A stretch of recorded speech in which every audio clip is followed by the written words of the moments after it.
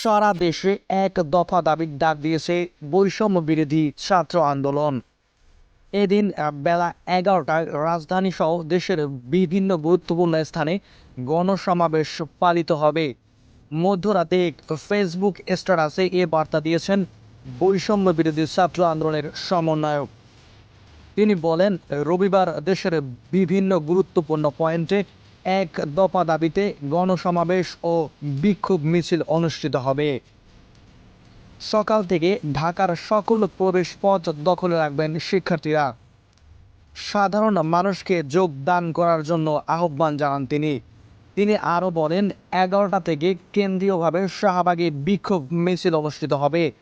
সরকারি, বেসরকারি, school, college, পেশাজীবী, শ্রমজীবী সবাইকে এই আন্দোলনে অংশগ্রহণ করতে বলা হচ্ছে।